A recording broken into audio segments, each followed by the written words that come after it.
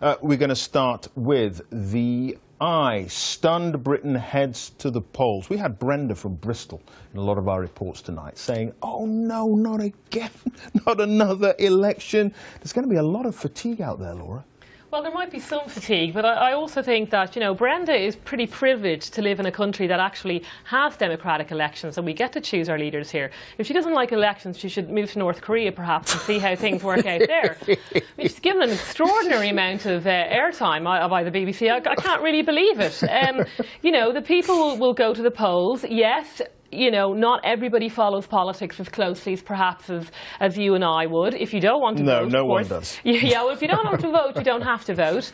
But you know, you take the manifesto as a whole. You see what's in Britain's best interests, and I think you know, a huge majority will return the Conservatives to a victory on in June the 8th. Well, we'll see. Joe, the country is stunned. I mean, the referendum, the election in 2015, the Scots had a referendum. We've had 2 assembly elections in Northern Ireland. That's a lot. It is, but you know, I think it will be interesting to look back at the 2015 election when a lot of people were saying that the candidates all look the same and they couldn't really see the difference, and look at the turnouts in this election where there are 2 really clear different characters at the top of each party, and on top of that you've got this overarching issue that everyone has a view on, everyone was completely shocked by when the referendum came out on June 23, and everyone kind of feels like it's unfinished business and they want to have another say on it. I get the feeling. You know, you've got different political parties taking different stances, the Tories going very hard for pro-Brexit, the Lib Dems on the other side making themselves the party of Remain.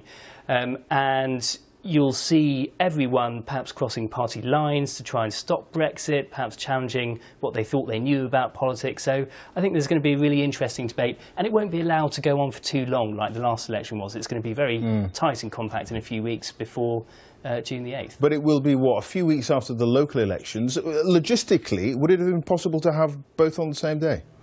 Could they have done that, or was that problematic? I think they missed there was a certain deadline. There was a deadline for that, was yes, there? yeah. Right, OK. They missed, or they perhaps chose to miss. I mean, it will be interesting to see... Or they chose to miss. It will be interesting to see at those local elections how good an indication that gives us for the next general election. And, you know, it's thought to be the case that Labour will lose tons and tons of seats in those local elections because, of course, they are focusing on Tory areas. So, you know, perhaps that didn't escape CCHQ when they thought, well, it would be nice to have a good positive election result a few weeks before the general election. Laura, you write for Conservative Woman, the website. The suggestion had always been that Theresa May, she's very cautious, deliberative, thinks things out before she goes, before she makes a decision. And she'd said on several occasions this was not going to happen. There was going to be no election before 2020. Knowing her, knowing the Conservatives, are you surprised by this move by her? Well, I mean, I was surprised. I mean, I think nobody woke up this morning thinking, well, Theresa May is going to call an election on the steps of Downing Street at 11 o'clock today. You know, so obviously there was an element of surprise to it.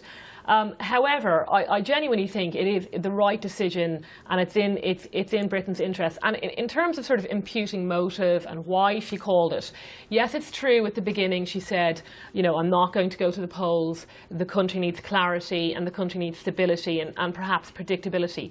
However, I think she perhaps underestimated the amount of opposition and anti-democratic feeling coming from the Remain side, who, although they had already lost the referendum, clearly seemed to say, well, we're just going to ignore that and we're going to try and scupper this deal as much as possible, including people from her own party, who I call the rebels without a clue. But Laura, like Nicky Morgan. But just in terms of why, so you've asked the question, why? So you're allowed to change your mind. But this is not a soliloquy. We need Joe to come in here on this tonight. You're allowed to change your mind in politics, Joe. And I think no, we don't. And I think the issue is she didn't know the amount of opposition she would get from, say, the House of Lords, the rebels without a clue, the Remainiacs. So she said now, right, let's get another clear mandate. Laura, and that's what we'll get. Laura, Joe. I love this idea that elected politicians, democratically elected politicians, can give anti-democratic feeling, despite the fact that they're doing their job as a democratically elected politician. No, but the referendum was a clear result.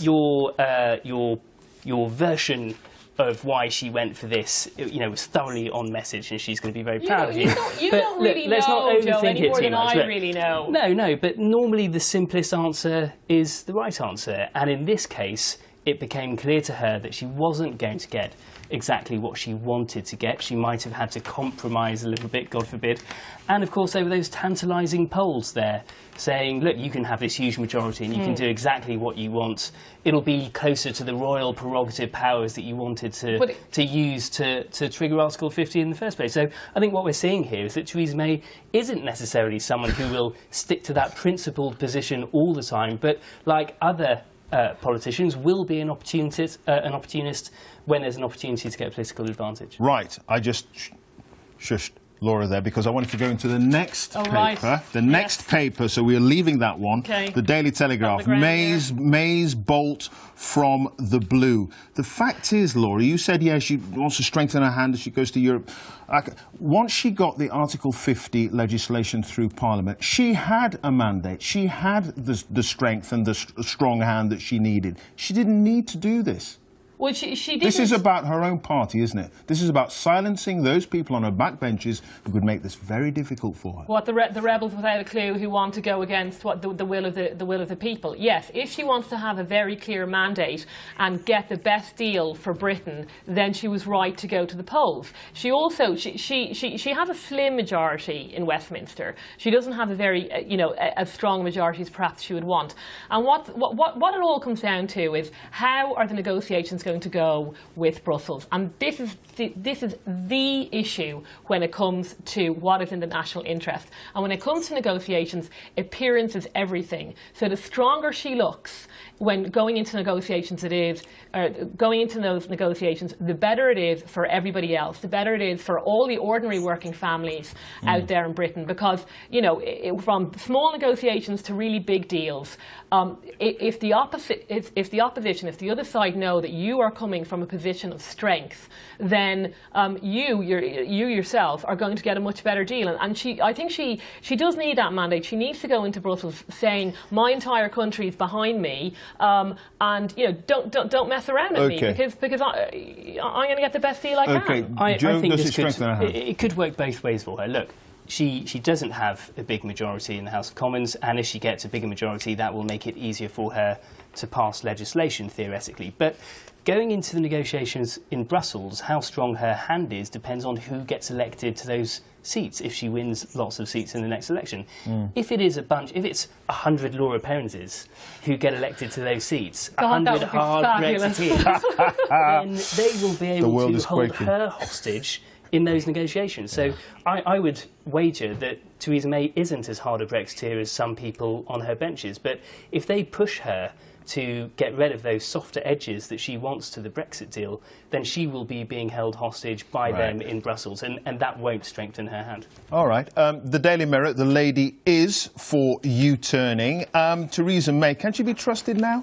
Says one thing 1 minute and says something else the next, Laura? Are you serious? She said I'm serious. A while ago I'm serious. in an interview, then the facts changed. Many times. No, let me finish. Before she was leader, after she went down the street. Then the facts changed, so she changed her mind. The facts changed in terms of how easy it will be to get this Brexit deal through, how difficult the House of Lords will be. So she changed her mind. I mean, she's entitled to do that. You can't sort of on the one hand say, oh well, she's not, she doesn't have a personal mandate, she hasn't ever been personally elected, and then on the other hand, when she does call an election, say, oh well, she's only doing it in for her own interest. Joe, do you trust her?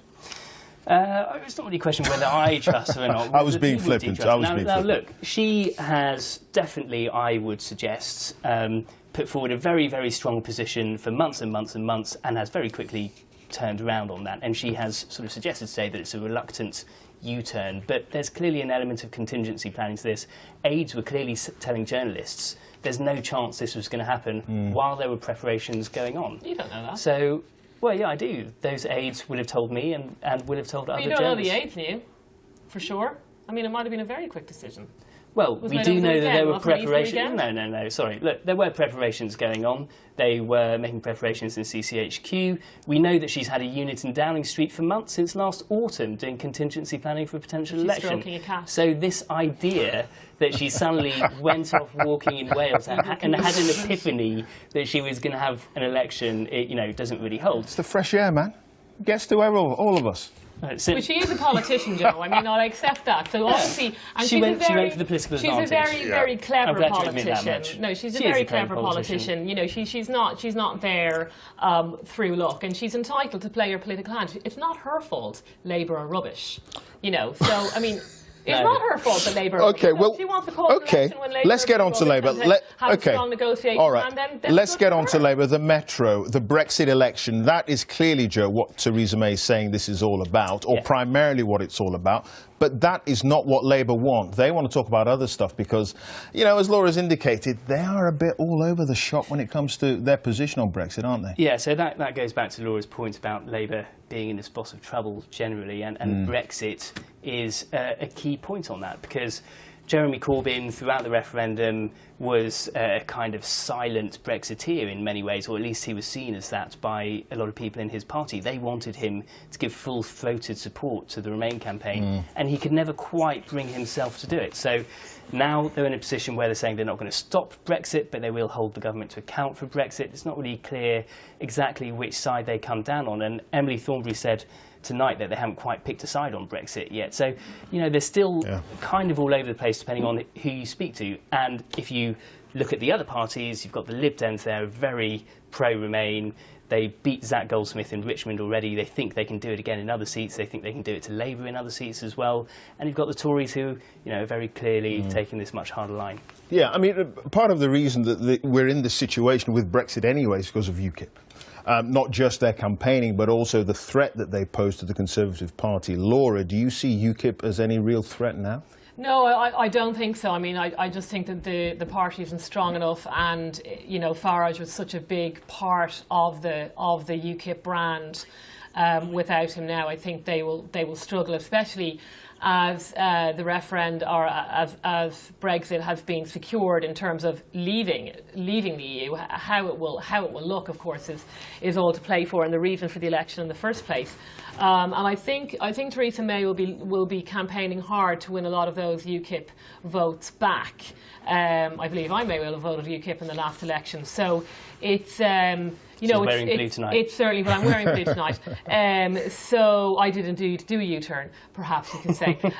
So there's a lot to play for Theresa May, and I know the polls are saying she's way out ahead, but I think you should always treat polls cautiously, and it's not a matter of winning; it's a matter of getting a big majority to move forward. But I think a lot of those UKIP votes will be up for grabs as long as she's clear on what her Brexit strategy will be. All right, OK, Daily Express, vote for me and I'll deliver EU exit. Joe, Theresa May moved to crush opposition to Brexit once and for all. And as we were indicating a little earlier, some of that opposition is from her own backbenches.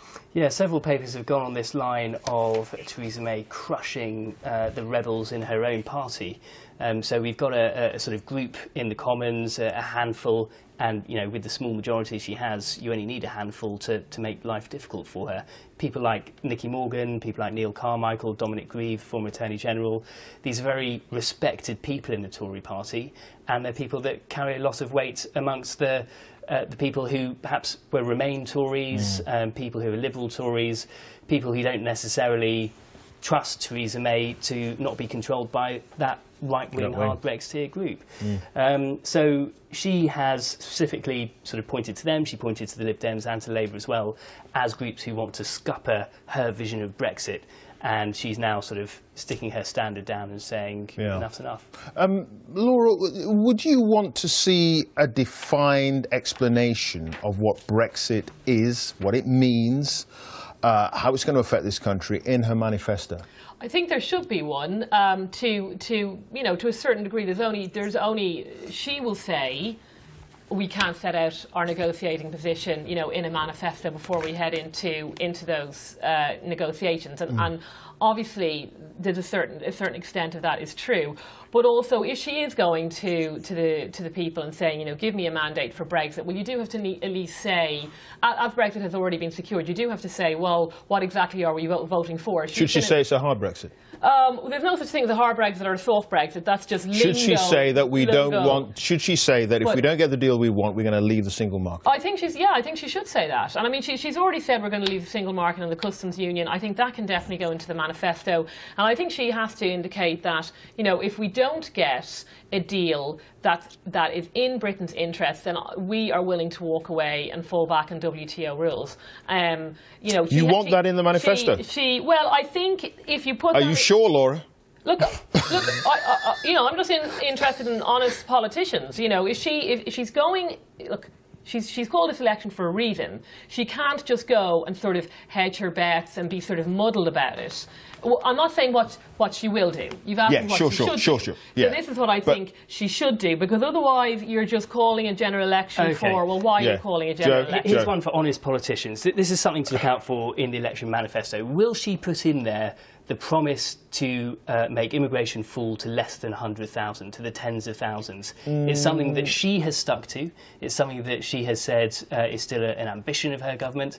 It's something that everyone knows is a completely discredited target. Even her own. That was a Cameron target. Even her own Brexiteer Tory ministers, Liam Fox, Boris Johnson, they're all against certain elements of it. They think students should be lifted out of the targets. There's, you know, there's a lot of division over this particular point, but she has promised to do it up to this point. Now, if that is not in there, I would direct every Brexit voting member of the public to say, and that includes you, Laura. That includes you, Laura. No, I would say, well, hang on a minute. Isn't this the government ditching a key policy, to make immigration fall to that level? Now, I mean, the immigration issue, let's be very clear. Some people Do you think voted, they can make it drop to less than 100,000? No, I don't. Some people voted for Brexit for different reasons, and that much I acknowledge. So my big issue was the democratic deficit. I just don't think you should surrender that much power to Brussels. Other people, immigration was absolutely the key issue. Okay, so it was a broad coalition, as many of these issues are.